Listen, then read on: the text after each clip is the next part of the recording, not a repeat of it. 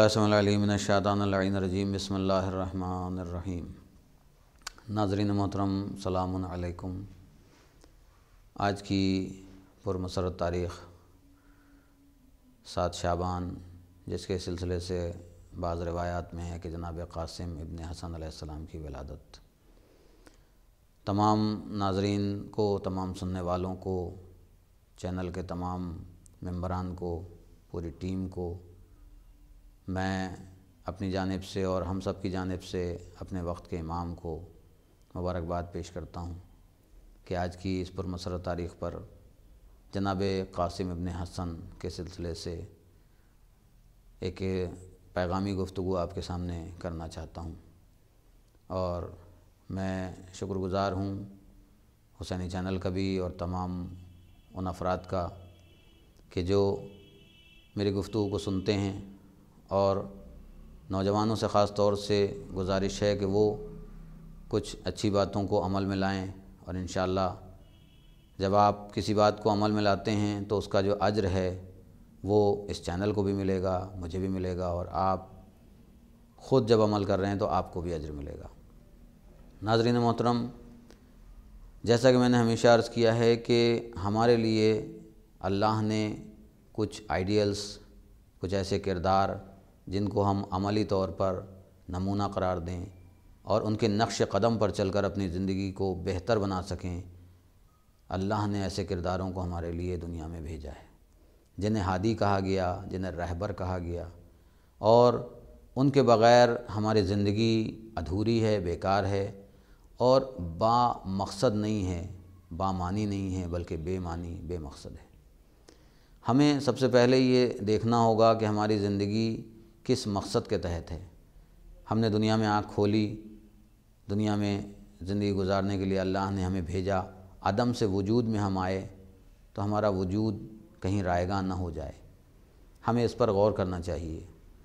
ناظرین محترم، میں نے ہمیشہ عرض کیا ہے کہ ولادت ہو یا شہادت کا موقع ہو، ائمہ معصومین علیہ السلام یا اہل بیت علیہ السلام یا اولاد ائمہ، اولاد اہل بیت ہمارے لیے نمونہ عمل ہیں۔ ہم ان کے کرداروں کو دیکھیں تو ہر کردار میں ایک دو نہیں بلکہ سینکڑوں ایسی باتیں ہیں کہ جن کو اگر ہم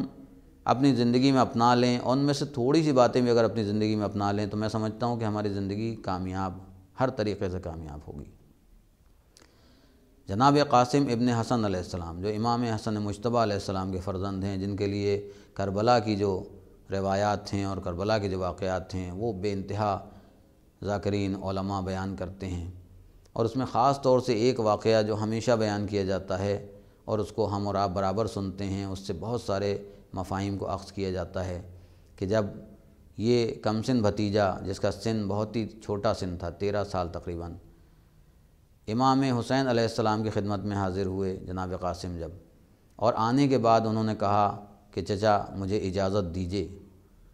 تو امام حسین علیہ السلام نے ایک سوال کیا کہ قاسم یہ بتائیے کہ آپ کی نظر میں موت کیسی ہے؟ تو آپ نے کہا کہ شہد سے زیادہ شیریں۔ یہ جو سوال تھا اور یہ جو جواب تھا، اس جواب کو اگر ہم قرآن سے ملا کر دیکھیں تو قرآن کہہ رہا ہے کل نفس ذائقۃ الموت، ہر نفس کو موت کا ذائقہ چکھنا ہے، لیکن تاریخ میں کہیں اس کلمے کی، اس جملے کی تفسیر نہیں ملتی کہ موت کا ذائقہ، کل نفس ذائقۃ الموت، موت کا ذائقہ ہر نفس کو چکھنا ہے، لیکن ذائقہ کیسا ہوگا یہ کوئی بتانے والا نہیں ہے۔ میں سمجھتا ہوں کہ اس سے بہتر تفسیر نہ کسی نے بیان کی تھی اور نہ کوئی کر سکتا تھا۔ اہل بیت علیہ السلام کو چھوڑ دیں، اہل بیت کے گھرانے کو چھوڑ دیں، معصومین کو چھوڑ دیں، ان کے علاوہ کوئی ایسا دنیا میں نہیں ہے جو ایسی تفسیر بیان کر سکتا کہ قرآن کہہ رہا ہے ہر نفس کو موت کا ذائقہ چکھنا ہے، اور جناب قاسم موت کے ذائقے کو بیان کر رہے ہیں کہ میرے نزدیک شہد سے زیادہ شیریں ہے۔ اب آپ سوچیں کہ شہد کتنا شیریں ہوتا ہے اور شہد سے زیادہ شیریں، تو یہ شجاعت کی طرف بھی ایک اشارہ ہے کہ جناب قاسم کتنے شجاع اور بہادر تھے، اور ایک علمی جو کردار ہے اس کی طرف بھی اشارہ کہ جناب قاسم کا علم اور قرآن پر ان کی دسترس کیسی تھی، ان کی نظر کیسی تھی کہ قرآن کہہ رہا ہے کہ ہر نفس کو موت کا ذائقہ چکھنا ہے، جناب قاسم موت کے ذائقے کو بیان کر رہے ہیں کہ میری نظر میں موت کیا ہے؟ شہد سے زیادہ شیریں۔ اب آپ دیکھیں کہ جناب قاسم علیہ السلام کا سن کتنا کم سن ہے، لیکن خاص بات یہ ہے کہ اہل بیت علیہ السلام کے گھرانے میں، ائمہ معصومین علیہ السلام کے اولادوں میں جو بھی دنیا میں آیا ہے وہ کسی نہ کسی ہادی اور رہبر کی شکل میں ہے، ہمیں ہدایت دے رہا ہے، ہماری رہبری کر رہا ہے، ہمیں بتا رہا ہے کہ ہم کیسے زندگی گزاریں اور کیسے موت کی آنکھوں میں آنکھیں ڈال کر بات کریں، زندہ رہیں تو کیسے، اور جب دنیا سے جائیں تو جانے کے بعد کس طریقے سے اپنے نقوش چھوڑ کر جائیں کہ آنے والے ان نقوش پر چل کر دنیا کو ایک پیغام دے سکیں۔ ناظرین محترم، جناب قاسم علیہ السلام کا کردار ایک ایسا کردار ہے جو مثالی کردار ہے۔ اللہ نے اپنے رسول کو جب دنیا میں بھیجا اور پہلا ہادی اور رہبر جو دنیا میں آیا ہے، جیسے ہم حضرت آدم علیہ السلام پہلے نبی کی شکل میں جانتے ہیں، آپ نے آنے کے بعد دنیا کو جو پیغام دیا اس میں سب سے اہم پیغام کس چیز کا تھا؟ دنیا نے دیکھا کہ سب سے پہلا پیغام جناب آدم علیہ السلام نے عدل و انصاف کا پیغام دیا۔ اب آپ غور کریں، سوچیں گے آپ کہ عدل و انصاف کا پیغام کیسے جناب آدم علیہ السلام نے کیسے دیا؟ کہ عدل و انصاف کا پیغام یہ کہ جب ایک بھائی نے دوسرے بھائی کو قتل کر دیا، اب دیکھیے ہادی اور رہبر کا کام کیا ہے؟ جو ہدایت کرنے والا ہے، جو اللہ کے راستے کی طرف ہمیں لے جانے والا ہے، اس کا کام کیا ہے کہ وہ اپنے ایک ایک کلمے کے ذریعے سے ہدایت کرے۔ تو جناب آدم علیہ السلام کی ان دونوں اولادوں میں جب نزاع ہوا اور ایک بھائی نے دوسرے بھائی کو قتل کر دیا، کیوں قتل کر دیا یہ تو بہت طویل داستان ہے، میں اس کو یہاں پر نہیں عرض کروں گا، صرف اتنا کہنا چاہوں گا کہ جناب آدم کے اس واقعے میں جو حابیل و قابیل کے درمیان پیش آیا، ایک بھائی نے دوسرے بھائی کو قتل کر دیا، اس میں خاص چیز دیکھنے والی یہ ہے کہ جب ایک بھائی دوسرے بھائی کو قتل کر رہا ہے تو جو بھائی قاتل ہے وہ اپنے والد کے پاس آتا ہے۔ باپ کے لیے دونوں اولادیں برابر ہیں، یہ بھی بیٹا ہے وہ بھی بیٹا ہے، یہ بھی خون ہے وہ بھی خون ہے، محبت اس سے بھی ہے محبت اس سے بھی ہے، لیکن اب یہاں پر محبت میں فرق ہونا چاہیے۔ کیوں؟ اس لیے کہ جناب آدم صرف باپ نہیں ہے بلکہ ایک ہادی بھی ہیں، ایک رہبر بھی ہیں۔ تو ہدایت کا اور رہبری کا طریقہ کیا ہے کہ اگر ہم اصلاح کرنے والے ہیں معاشرے کی اور معاشرے کو بہتر راستے پر لے جانے والے ہیں تو یہاں پر ہمیں عدل و انصاف سے کام لینا ہوگا۔ اگر ذرا سی بھی ہماری ثبات قدم میں لغزش آ گئی، اگر ہمارے ذرا سا بھی قدموں میں لغزش آ گئی تو سمجھ لیں کہ پھر جو حکم الہی ہے، جو پیغام الہی ہے، جو اللہ کی مرضی ہے، جو اللہ کا پیغام ہے، وہ سب رائے گاں ہو جائے گا۔ اگر جناب آدم علیہ السلام محبت کے دریا میں غوطہ زن ہو جاتے اور قابیل جو کہ قاتل تھا، ایک بھائی نے دوسرے بھائی کو قتل کیا، وہ اپنی جگہ پر ہے، لیکن ایک مومن کو قتل کرنے والا کون ہے؟ اسے ہم مومن نہیں کہہ سکتے۔ بے شک وہ اولاد آدم ہے لیکن اب وہ قاتل ہے۔ اس موقع پر اگر جناب آدم قابیل کا ساتھ دیتے تو معاذ اللہ جناب آدم گناہگار ہو جاتے، لیکن جناب آدم نے قابیل کو اپنے سے دور کیا، قابیل پر لعنت کی، گویا قاتل کو اپنے سے دور کیا، گناہگار کو اپنے سے دور کیا، قاتل پر لعنت کی، اور لعنت کر کے یہ بتا دیا کہ دیکھو اگر تم اللہ کے سچے بندے ہو تو عدل و انصاف سے کام لو، بے شک اولاد ہی کیوں نہ ہو، لیکن اگر گناہگار ہے، قاتل ہے، تو پھر اس سے محبت کا اظہار ہمارے لیے باعث شرم ہوگا اور باعث گناہ ہوگا کہ ہم قاتل کا ساتھ دیں اور قاتل پر صرف اس لیے کہ وہ ہماری اولاد ہے اظہار محبت کریں۔ نہیں، اب اس سے اظہار بیزاری کرنا ہوگی۔ اگرچہ پہلے محبت تھی لیکن اب اس کے اس عمل کے بعد، کیونکہ اس کا عمل جو ساری دنیا کی نگاہ میں برا ہے اور اللہ کی نگاہ میں بھی، بے شک وہ اولاد آدم ہے، آدم کی اولاد ہے، لیکن یہاں اولاد معنی نہیں رکھتا ہے کہ لفظ اولاد ہم کہیں کہ اولاد ہے اس لیے وہ معاف کر دیں، کا نہیں، یہاں اگر آج آدم نے اپنی اولاد ہونے کی وجہ سے اس قاتل کو گلے لگا لیا تو پھر انسانیت مر جائے گی، عدل و انصاف ختم ہو جائے گا۔ لہٰذا جناب آدم نے قاتل پر لعنت کی، مقتول پر آنسو بہائے۔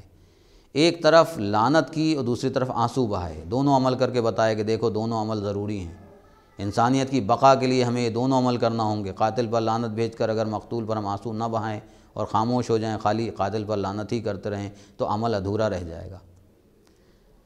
جناب آدم علیہ السلام نے قاتل پر لعنت کی، مقتول پر آنسو بہائے، گویا دنیا کو بتایا کہ دیکھو قیامت تک آدم کی اولاد ہونے کی دلیل ہے یہ بات کہ اگر تمہارے سامنے دو افراد ہیں اور ان میں سے ایک حق پر ہے ایک باطل پر ہے، اور باطل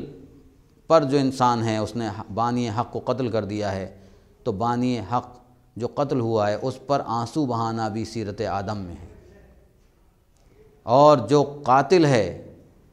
جو باطل کا نمائندہ ہے، اس پر لعنت بھیجنا بھی سیرت آدم ہے۔ تو ہم دیکھتے ہیں کہ یہی منزل ہمیں جب کربلا میں نظر آتی ہے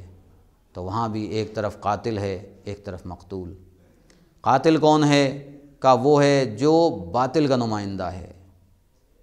اور مقتول کون ہے؟ جو حق کا نمائندہ ہے، حق کا پرستار ہے۔ اور حق کے پرستار کو جب قتل کیا جاتا ہے، بے گناہ قتل کیا جاتا ہے، 3 دن کا بھوکا اور پیاسا قتل کیا جاتا ہے، تو ایسے موقع پر ہم نے دیکھا کہ اگر امت میں بعض افراد یہ کہتے ہیں کہ امام حسین علیہ السلام شہید ہو گئے، ان کی شہادت پر تذکرہ کرتے ہیں لیکن آنسو نہیں بہاتے، کیوں؟ اس لیے کہ شہادت کا درجہ انتہائی عظیم اور بلند درجہ ہے،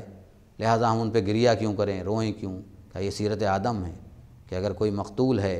بے گناہ قتل کیا گیا ہے تو اس پر آنسو بہائیے،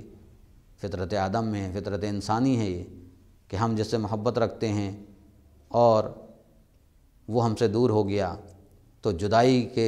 کا جو صدمہ ہے اس کے سبب ہمارے قلب پر جو اثر ہوگا، جو چوٹ لگے گی دل پر، اس کی وجہ سے آنکھ سے آنسو نکلیں گے، اور یہ آنسوؤں کا نکلنا فطرتی چیز ہے، یہ سیرت آدم میں شامل ہے کہ ہم مقتول پر آنسو بہائیں اور قاتل پر لعنت نہ کریں تو ہم سیرت آدم کے خلاف چلے جائیں گے۔ قاتل پر لعنت کرنا بھی ہمارے لیے ضروری ہے، اور یہی کردار ہمیں آدم سے لے کر خاتم تک نظر آئے گا، اور یہی سلسلہ آدم سے لے کر خاتم تک ہے۔ اس درمیان میں جو ایک خاص چیز ہے وہ ہے انسان کو خوف زدہ کرنے والی اور انسان کو سب سے زیادہ جو پریشان کرنے والی چیز ہے، موت۔ ایک معمہ ہے، کوئی انسان اگر اسے یہ علم ہو جائے، اسے معلوم ہو جائے کہ کل مجھے مر جانا ہے، یہی شخص جو میرے سامنے آیا ہے یہ مجھے قتل کر دے گا، تو یقیناً وہ اس سے خوف زدہ ہوتا ہے۔ اس چیز کو ہم کربلا میں دیکھتے ہیں کہ وہاں کمسن شہزادہ ہو جناب قاسم کی شکل میں یا جناب علی اکبر کی شکل میں، یہ وہ افراد ہیں کہ جو ابھی نوجوان ہیں، جوان ہیں، اور ان کا انداز زندگی کیا ہے کہ آج 60-70 برس کے جو لوگ ہوتے ہیں، یا 40-50 سال کا انسان ہو یا 30-32 برس کا انسان ہو، وہ بھی ان 18 برس اور 13 برس کے نوجوانوں سے اور جوانوں سے ایک درس حاصل کرے کہ جناب علی اکبر اگر گزر رہے ہیں قافلے کے ساتھ، قافلہ چل رہا ہے، ایک راستے سے گزر رہے ہیں، اور ایک مرتبہ امام حسین علیہ السلام کلمہ استرجاع پڑھتے ہیں۔ جناب علی اکبر نے پوچھا کہ بابا اس مقام پر انا للہ و انا الیہ راجعون کہنا کیا معنی رکھتا ہے؟ کہ ایسا لگتا ہے کہ جیسے کوئی آواز دے رہا ہے کہ یہ قافلہ آگے آگے ہے اور موت اس کے پیچھے پیچھے، موت اس کے پیچھے پیچھے۔ تو جناب علی اکبر کو امام حسین علیہ السلام نے، جناب علی اکبر کو امام حسین علیہ السلام نے جو جواب دیا، سوال کیا پہلے جناب علی اکبر علیہ السلام نے، کہا کہ موت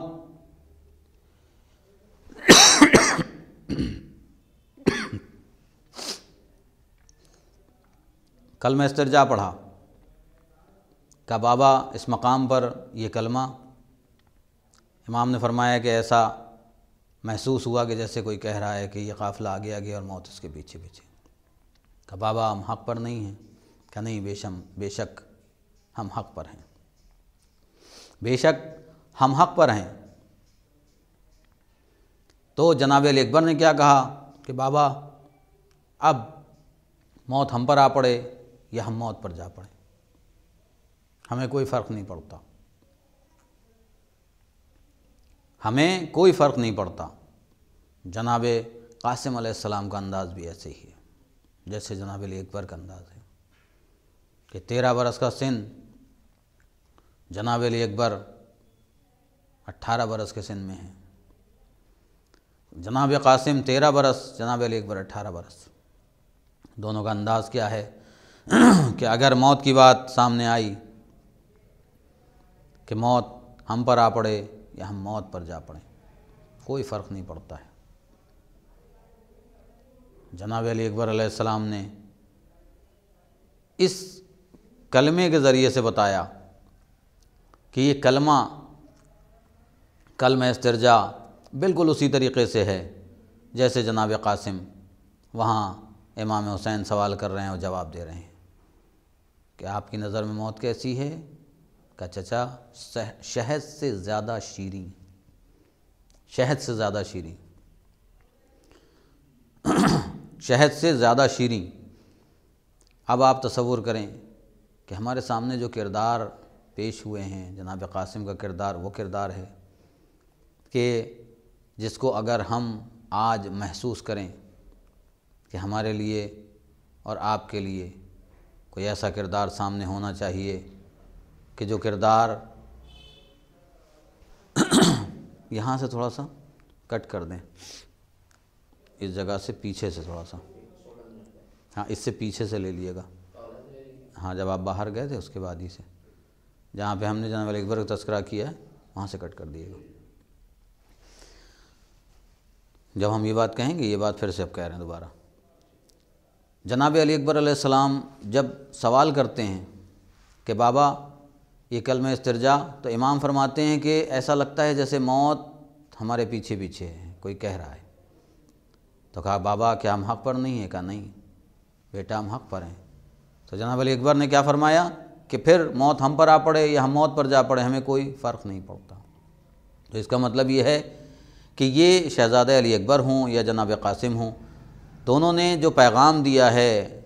گویا اہل بیت کے گھرانے سے جو پیغام مل رہا ہے وہ یہ کہ ہمارے اندر زندگی گزارنے کا طریقہ کیا ہونا چاہیے، اور جب دین پر وقت پڑے تو ہمارا انداز کیا ہونا چاہیے۔ شجاعت اور بہادری یہ اہل بیت کے گھرانے میں جتنی زیادہ پائی جاتی ہے اتنا کسی گھرانے میں نہیں پائی جاتی۔ عرب کے اندر ایک سے ایک شجاع اور بہادر افراد موجود تھے، لیکن اگر بنی ہاشم کی بات آتی تھی تو پھر کوئی مقابلے پر نہیں تھا۔ ان کرداروں نے ہمیں زندگی گزارنے کا طریقہ بھی بتایا، جینے کا سلیقہ بھی بتایا، اور اگر دنیا سے جانا ہو تو موت کی آنکھوں میں آنکھیں ڈال کر بات کرنے کا انداز بھی بتایا۔ ناظرین محترم، جناب قاسم علیہ السلام ایک ایسا کردار ہے اور ایک ایسی شخصیت کا نام ہے جو کمسنی میں ہمیں اس بات کو بتا رہے ہیں کہ اگر تم کسی عمل کو انجام دیتے ہو، کسی کام کو کر رہے ہو دین کی خاطر، تو اس میں سن و سال کی کوئی قید نہیں ہے۔ دین کے لیے تمہارا سن و سال نہیں دیکھا جائے گا۔ اگر دین پر وقت پڑے گا تو پھر 13 برس کے ہوں یا 18 برس کے یا 32 برس کے یا 58 برس کے، ہر اہل بیت کے فرد کو سامنے آ کر دنیا کو یہ بتانے میں ذرا بھی ہچک نہیں ہے کہ اگر دین پر وقت پڑے تو ہمیں کیسا کردار پیش کرنا چاہیے، اور اگر ہمیں دنیا میں زندگی گزارنا ہے تو کیسا کردار پیش کرنا ہے، یہ بھی ہمیں اہل بیت کے گھرانے میں ملے گا۔ کمسن شہزادے نے ہمیں بتایا کہ موت کی آنکھوں میں آنکھیں ڈال کر کیسے بات کی جاتی ہے۔ ناظرین محترم، آج کے دور میں سب سے بڑی مشکل یہ ہے کہ ہم دین کو حاصل کرتے ہیں کس طریقے سے کہ سرسری طور پر دین کو حاصل کرتے ہیں، اور دنیا میں زندگی گزارتے ہیں تو خوف کے عالم میں زندگی گزارتے ہیں۔ کیسا خوف کہ کہیں میرے پاس سے یہ چیز چلی نہ جائے، کہیں مجھے یہ نقصان نہ پہنچ جائے، کہیں ایسا نہ ہو جائے، کہیں ویسا نہ ہو جائے۔ اگر ہمیں اللہ پر بھروسہ ہے، پروردگار عالم پر، اس کی ذات پر اگر ہمیں بھروسہ ہے، تو یاد رکھیں کہ جو چیز ہم سے لے لی جائے گی یقیناً اس میں ہمارا فائدہ ہوگا، نقصان نہیں ہوگا، اور جو چیز ہمیں عطا کی جائے گی اس میں ہمارا فائدہ ہوگا، اس کو دینے کے بعد ہمارا کوئی نقصان نہیں ہے کہ وہ چیز ہمیں دی گئی تو کوئی ہمیں اس سے نقصان پہنچے۔ تو ہم اپنی پسند و ناپسند کو آگے رکھتے ہیں، قدرت کی پسند و ناپسند کو نہیں دیکھتے۔ اگر کوئی چیز ہمیں عطا کی گئی وہ ہمیں نہیں پسند ہے لیکن ہمیں دی گئی ہے، مثلاً کسی مقام پر ہم پہنچے، کسی جگہ پر عزت کے ساتھ ہمیں بلایا گیا ہے لیکن وہاں کا ماحول ہمیں نہیں سمجھ میں آیا، تو ہم پریشان ہوں گے کہ یہاں کیوں آ گئے، کسی عہدے پر آ گئے، وہاں مشکلات ہیں، کام کرنا پڑ رہا ہے، تو اب ہم سوچیں گے یا اللہ یہ کہاں مشکل میں پھنس گئے،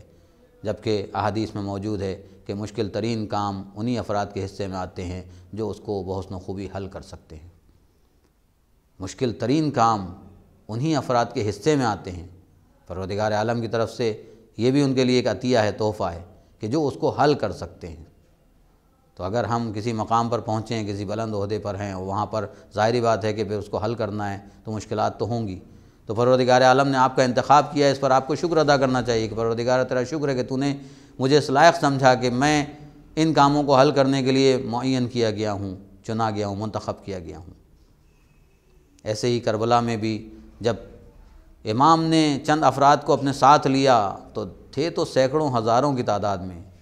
چاہنے والے، لیکن جیسے جیسے امام آگے بڑھتے گئے، قافلہ آگے بڑھتا گیا، منزل و منزل لوگ چھٹتے گئے، اور کربلا میں جو افراد پہنچے تھے 72 کی تعداد جب مکمل ہوئی ہے تو ان میں جناب قاسم بھی ہیں۔ یہ وہ کردار ہیں کہ جنہوں نے ہمیں جینے کا طریقہ بھی بتایا اور سلیقہ بھی بتایا، زندگی کیسے گزارنا ہے اور جب دنیا سے جانا ہے تو کس انداز سے جانا ہے، کہ اگر دین پر وقت پڑا تو 13 برس کے جناب قاسم ہیں، آ کر گفتگو کی اور اس کے بعد بتایا کہ موت کیا ہے۔ ناظرین محترم، اگر میں جناب قاسم کے سلسلے سے گفتگو کرتا رہوں تو سلسلہ ختم نہیں ہوگا، لیکن بس آخری کلمات میں صرف یہی کہوں گا ایک پیغام کی شکل میں کہ ہمارے نوجوانوں کو سن و سال کی کوئی قید نہیں ہے۔ یہ ضرور ہے کہ شریعت نے 15 سال کی عمر رکھی ہے کہ ہمارے اوپر جو واجبات ہیں ان کو ادا کرنے کے لیے ایک عمر ہے 15 سال، نماز، روزہ، حج، زکوٰۃ، خمس و جہاد، یہ ساری چیزیں ایک عمر میں آ کر ہم پر واجب ہو جاتی ہیں، لیکن اس سے پہلے جب ہم مستحب کاموں کے لیے ہیں تو ہمیں یہ سوچنا چاہیے کہ پیدا ہونے کے بعد جب ہمارے اندر شعور پیدا ہو گیا تو ہماری زندگی کا مقصد کیا ہے۔ قرآن کہہ رہا ہے کہ ہم نے تمہیں عبادت کے لیے پیدا کیا ہے،